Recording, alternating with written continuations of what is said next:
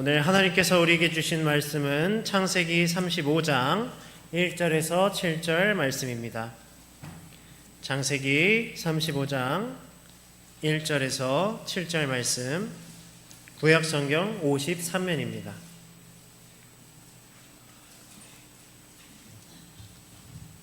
창세기 35장 1절에서 7절 말씀, 우리 번갈아 하면서 읽고 마지막은 한 목소리로 함께 읽겠습니다.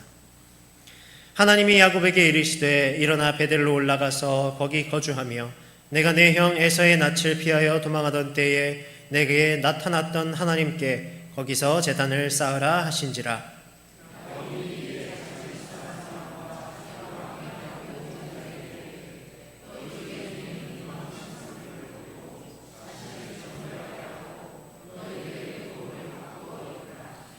우리가 일어나 베델로 올라가자 내 환난 날에 내게 응답하시며 내가 가는 길에서 나와 함께 하신 하나님께 내가 거기서 제단을 쌓으려 하노라 하매.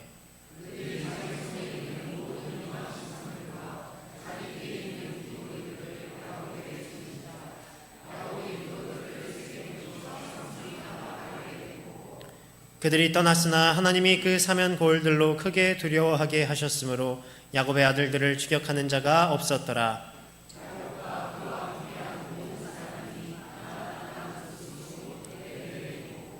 그가 거기서 제단을 쌓고 그것을 엘베데시라 불렀더니 이는 그의 형의 낯을 피할 때에 하나님이 거기서 그에게 나타나셨음이더라. 아멘.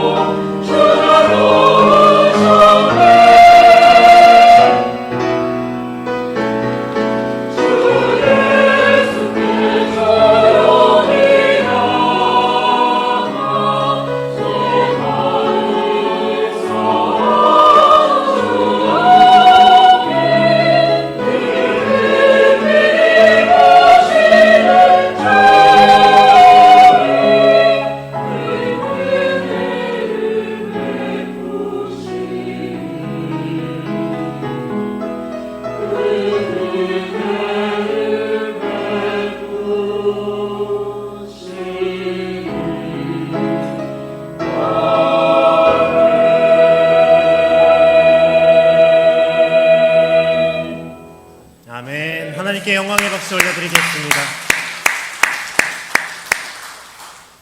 오늘 설교는 목동 평광교회를 섬기고 계신 이유식 목사님께서 다시 쌓는 재단 우리의 베델이라는 제목으로 전해주십니다. 하나님의 말씀으로 받으며 풍성한 은혜 누리시기를 바랍니다.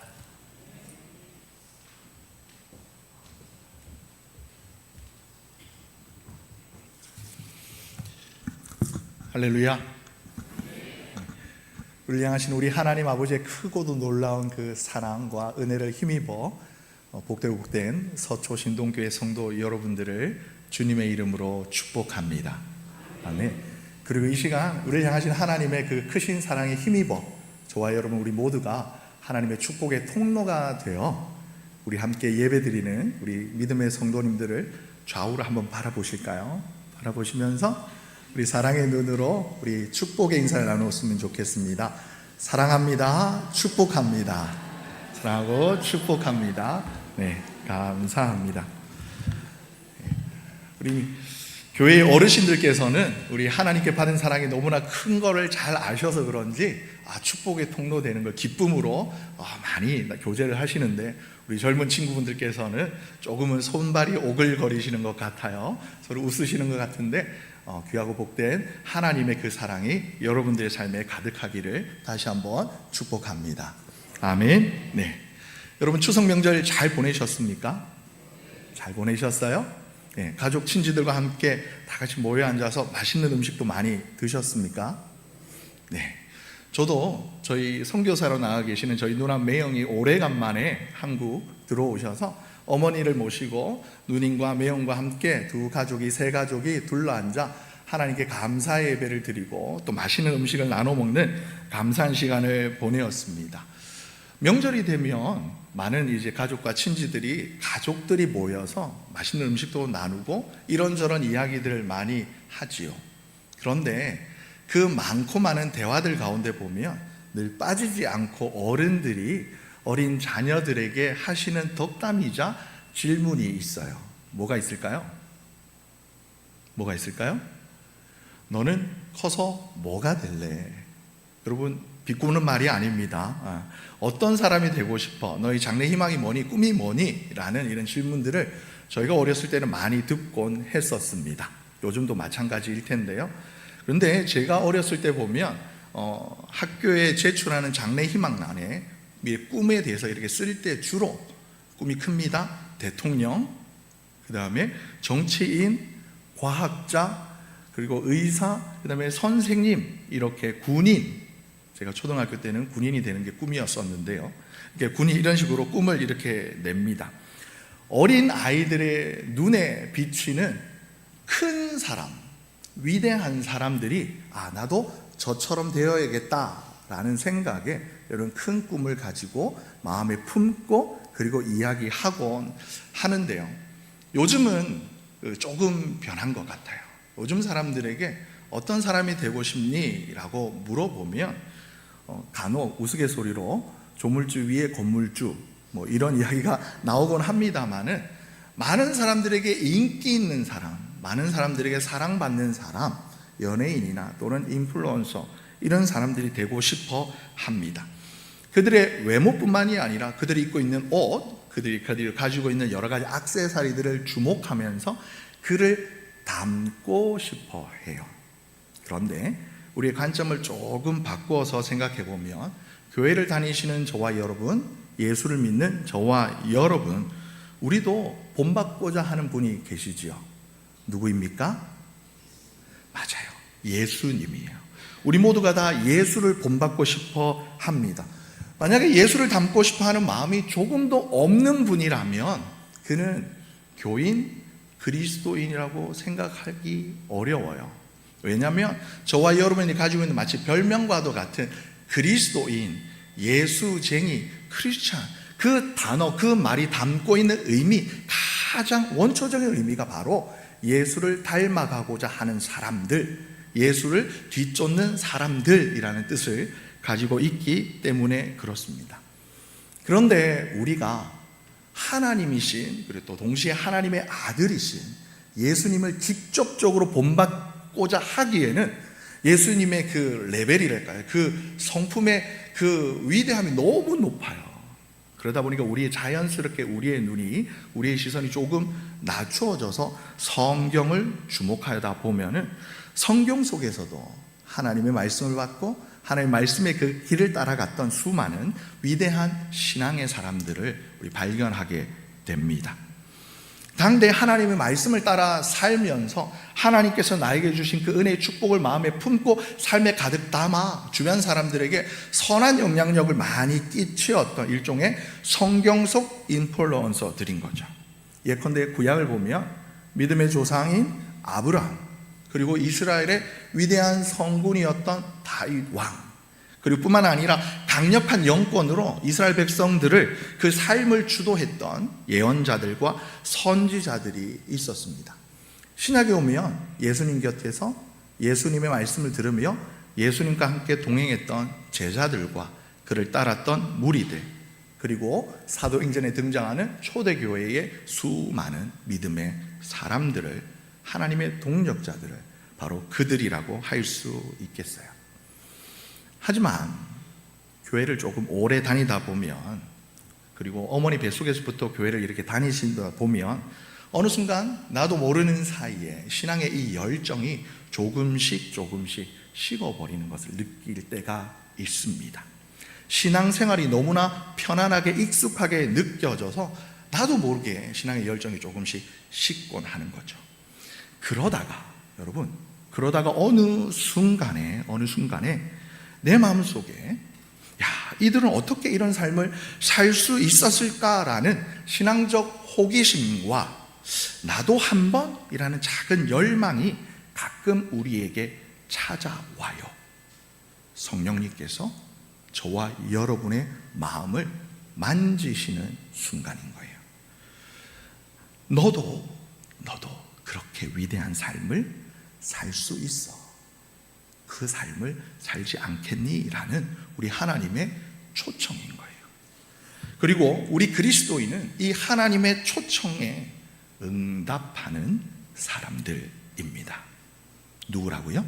바로 저와 여러분, 우리 그리스도인들은 하나님의 이 초청에 응답하는 사람들인 거예요. 그래서 오늘 말씀을 가만히 들여다보면 그 삶의 자리가 다르고 동기와 방법은 각각 다르겠지만 성경 속에 등장하는 그 신앙의 인물들이 그토록 위대한 신앙의 여정을 살아낼 수 있었던 데에는 크게, 그리고 가장 주된 두 가지 정도의 삶의 원리랄까요? 그 이유를 발견할 수 있는데 오늘 우리는 그 본문을 통해 한번 살펴보고자 합니다. 먼저 오늘 본문의 주인공인 야곱. 여러분, 야곱은 여러분 마음속에, 여러분 생각 속에 이 야곱에 대한, 이 인물에 대한 평가가 어떠합니까? 우리가 성경 속 아브라함을 아주 위대한 인물로 생각하는 반면에요, 야곱은 태생에서부터 형의 그 발꿈치를 잡았던 인물, 나중에는 그 형이 특별히 다른 때도 아니고 형이 배고팠을 때에 그 어떤 음식을 갖다 놓아도 허겁지겁 먹을 그 순간에 향긋한 달짝지근한 냄새가 나는 팥죽을 그 형 코 밑에다 밀다시피 해서 그 형이 받을 장자의 축복권을 빼앗아 버린 야비한 인물로, 얍삽한 인물로 생각하곤 합니다. 하지만 우리를, 저와 여러분을 바라보시는 우리 하나님의 관점은 조금 우리 인간들의 생각과는 다른 것 같아요. 네 후손이 하늘의 별과 같이 땅의 티끌과 같이 많아질 거라고 하나님께서 직접 아브라함에게 주셨던 그 축복의 언약이, 여러분, 아브라함 당대에도 이삭을 주심으로 말미암아 이삭 한 명이었어요. 그리고 그의 아들인 이삭에게도 그 쌍둥이 아들, 하나님의 축복이 구체화 현실화되지 않는 것처럼 보여졌어요. 그리고 드디어 여러분, 야곱에 이르러서야 하나님께서 그에게 12아들을 주심으로 이스라엘의 12지파의 기초가 세워졌고, 이 12아들들로 인해 이스라엘 민족이 폭발적으로 번영해 나가게 되었습니다. 이처럼 하나님께서 주신 그 하나님의 폭발적인 축복, 그 시작점에, 그 폭발하는 그 시작점에 야곱의 삶이 위치하고 있는 거예요. 그래서 우리가 함께 본문을 통해 살펴볼 수 있는 야곱의 삶에서 주목해 볼 수 있는 첫 번째 주제는 바로, 여러분, 하나님과의 만남입니다. 이걸 요즘 말로 생각하면, 요즘 말로 우리가 받아들이면 신앙의 체험 있는 신앙인 거죠. 여러분, 야곱이 언제 하나님을 만났습니까? 야곱이 언제 하나님을 만났어요? 잘 아시지요? 네. 아버지의 장막에 어머니의 품에 안전하게 있을 때, 물론 그때도 엄마로부터 아버지로부터 하나님은 어떤 분이다라는 이야기는 많이 들었을 거예요. 하지만 그때는 들음에 그쳤습니다. 그런데 그가 어머니의 품을 떠나 외삼촌 라반의 집을 향하는 긴 여정을 갖게 되었을 때, 그때 바로 창세기 28장, 여러분 잘 아시는 야곱의 사다리 사건, 야곱의 꿈, 그 꿈에서 야곱이 하나님을 처음으로 만나게 되어져요. 처음 삼촌 집을 향해서 긴 여정을 떠났던 그 야곱의 심정은 참담했을 거예요. 실제로 야곱의 여정을 오늘날로 이렇게 키로수를 대어보면 대략 약 한 1000km 정도가 되는데요. 백두산에서부터 저기 부산, 한라산까지 정도 거리가 될까요? 아니면 서울에서 부산을 내려갔다가 다시 서울 올라올 정도의 거리가 될까요? 그 이상의 거리입니다. 오늘날처럼 좋은 도로도 없었어요. 편리한 이렇게 자동차나 자가용이나 이런 거 없었습니다. 비행기는 말할 것도 없고요. 조금은 이런 것들은 없을지라도 바른 방향을 알려줄 수 있을 만한 나침판이나 여러분 내비게이션 어느 거 하나 없었습니다. 참으로 그의 걸음은 막막했을 거예요. 뿐만 아니라 야곱은 그의 형처럼 에서처럼 야성의 남자가 아니었어요. 그 어디를 가든 그냥 어디 굶어 죽지 않을 정도의 그런 능력과 재능이 넘쳐나는 사람이 아니었어요. 그냥 어머니 품 안에서, 어머니 치맛자락에서 이렇게 곱게 자랐던 샌님이었던 겁니다. 그런데 성경은 여러분 이 먼 거리를, 어느 나침반 하나 없는 그의 여정을 하나님께서 어떻게 붙들고 인도하셨는지에 대한 기록이 없어요. 예수님의 탄생을 알렸던 큰 별처럼 캄캄한 밤에 네가 어디로 가야 된다라고 그의 걸음을 알려주지도, 날아가는 철새가 이쪽이에요 끼요, 이쪽이에요 끼로 이러면서 이렇게 기적적인 드라마틱한 그런 인도하심이 없었어요. 성경에는 등장하고 있지 않아요. 그런데 그런 야곱이 광야 한복판에서, 그리고 깊은 밤중에 잠깐 들짐승이라도 나에게 다가오지 않을까 긴장하면서 잠도 제대로 들지 못했던 그날에 잠깐 눈을 감았다가 뜬 그때 그 꿈을 야곱이 붙들어요. 새벽에 잠에서 깨어서 야곱이 내가 피곤해서 이런 꿈도 꿨나 봐, 내가 엄청 피곤했나 봐, 정신 차려야지 이러면서 한낱 개꿈으로 여기지 않습니다. 하나님이 나에게 찾아오셨구나라고 그 꿈을 야곱이 붙잡아요. 그리고 마음을 다잡습니다. 그리고 하나님께 믿음의 반응을 해요. 믿음의 반응이 뭡니까? 바로 예배 드려요. 자기가 베고자 하던 그 돌베개를 가져다가 기름을 붓고 그곳을 벳엘이라고 이름을 지어요. 말 그대로 하나님의 집, 하나님이 계시는 곳, 하나님의 임재가 있는 곳, 하나님을 만나는 곳, 하나님을 만났던 곳으로 삼습니다. 야곱이. 창세기 28장 16절의 말씀을 보면요, 야곱이 잠에 깨어 이르되 여호와께서 과연 여기에 계시거늘 내가 알지 못하였도다 라고 이야기를 해요. 하나님이 여기 계신다, 하나님이 나와 함께 계신다라는 신앙의 그 고백, 여러분 마음 안에 이 고백이 있으십니까?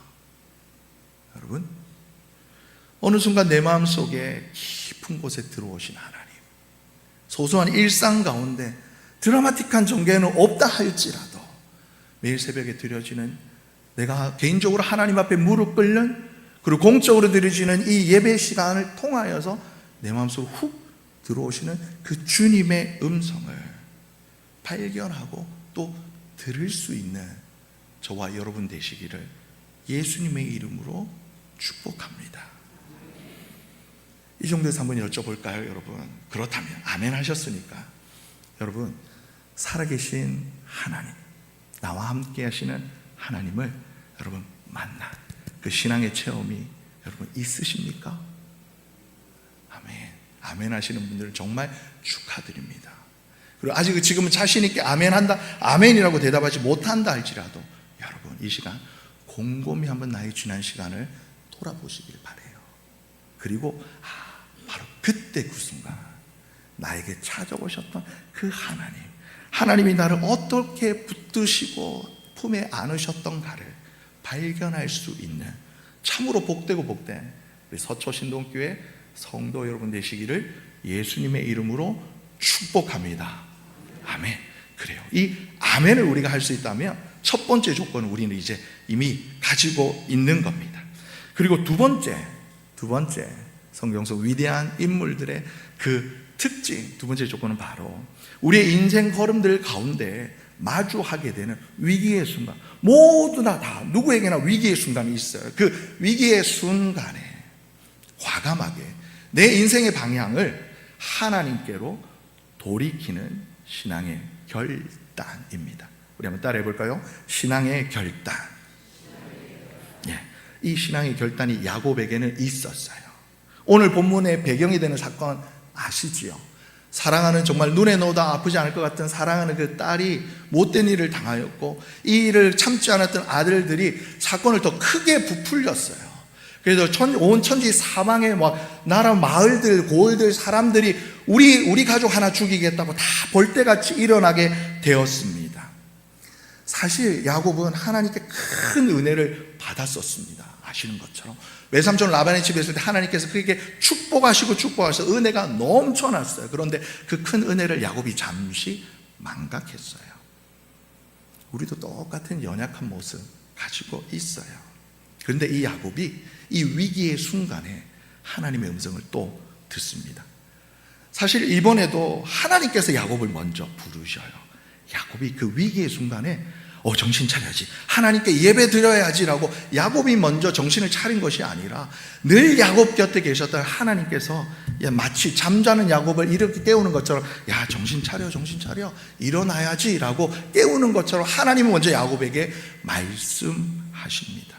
오늘 본문 1절의 말씀 한번 눈으로 보시겠습니까? 제가 읽어 올리겠습니다. 하나님이 야곱에게 이르되 일어나 베델로 올라가서 거기 거주하며 네가 네 형 에서의 낯을 피하여 도망하던 때에 너에게 나타났던 하나님께 거기서 제단을 쌓으라 하신지라. 하나님이 야곱의 삶을 주목하시면서 보고 계시다가 위기의 순간에 말씀하시는 거예요. 그리고 이 하나님의 말씀을 야곱이 붙잡아요. 반응해요. 신앙의 반응을 해요. 결단을 해요. 2절 이하의 말씀을 보면 야곱이 하나님의 그 말씀 앞에, 하나님 앞에서 어떤 반응을 했는지 여러 가지 표현들이 등장합니다. 먼저 버려요. 그리고 그의 가족들이 가지고 있던 이방 신상들을 제하여 정결하게 합니다. 옷을 바꾸어 입어요. 지금까지 하나님과 상관없이 살았던 그 삶의 습관들을 포기하는 거예요. 바꾸는 거예요. 그리고 올라간다는 표현. 믿음의 시선을 드는 거예요. 지금까지 내가 가진 것들, 내가 누리는 것들, 시선을 아래로 깔았더라면 이제는 참된 내 삶의 주인 되신 하나님을 향하여 믿음의 시선을 드는 거예요. 그리고 거기에서라는 표현이 있습니다.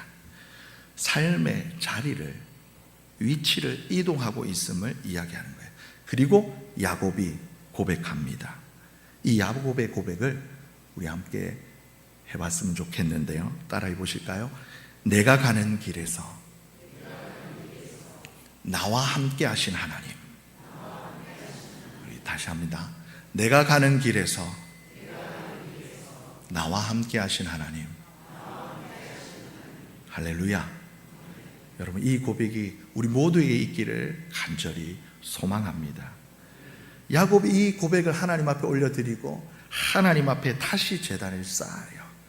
그리고 다시 베델로 야곱이 다시 돌아갑니다. 여러분, 이 돌아간다는 표현은 단순히 A 지점에서 B 지점으로 갔다가 B 지점에서 다시 A 지점으로 이렇게 이동한다라는 데에 그 의미가 그치지 않아요. 그의 온 마음을 다한, 그의 온 삶이 다시 결단하여 내 삶의 근원이 되시는 하나님께로 방향 전환, 돌이켰다라는 것을 이야기하는 거예요. 여기서 우리가 잠시 숨을 고르고 오늘 본문과 여러분 말씀드린 창세기 28장 그 앞선 베델의 본문을 살펴보면요, 첫 번째 베델 그리고 두 번째 베델 사건에서 여러분 야곱을 향한 하나님의 역사가, 하나님의 손길이 있었어요. 없는 게 아니에요. 분명히 하나님께서 역사하셨습니다. 하지만 오늘 성경은 이 야곱을 붙드시는 하나님의 그 능력과 기적과 그 일하심의 그 기록이 아주 장황하게, 세세하게, 구체적으로 드러나 있지 않아요. 아주 단순합니다. 어떻게 일하셨는지에 대한 구체적인 기록이 없어요. 그냥 하나님께서 그 사명고울들로 하여금 잠잠게 하셨다라는 기록 한 줄에 그칩니다. 죄송합니다. 네.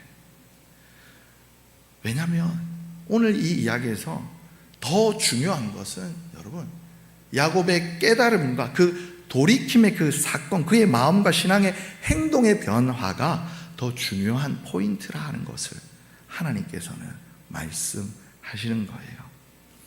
앞서 말씀드린 것처럼 첫 번째 베델의 사건도 보면 어떻게 보면 작은 꿈 한 조각에 불과했어요. 그런데 그 꿈을 야곱이 다시 붙잡으니까 앞이 보이지 않는 그 캄캄한 밤에도 그 두려웠던 마음을 다시 붙잡을 수 있는 용기가 생겼어요.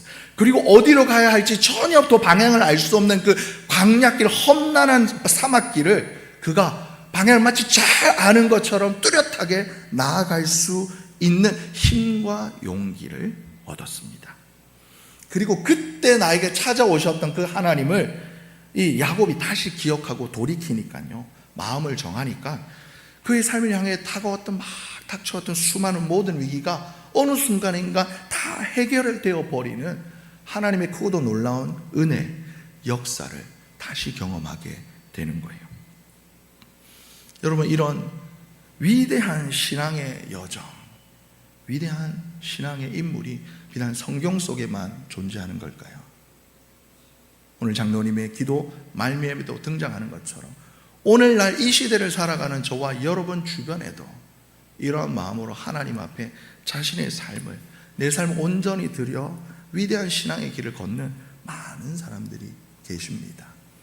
대표적으로 선교사님들 생각해 볼 수가 있겠죠. 여러분, 오늘 우리 한국에서 전 세계로 파송하는 선교사님들 수가 얼마나 되는지 아십니까? 아셔요?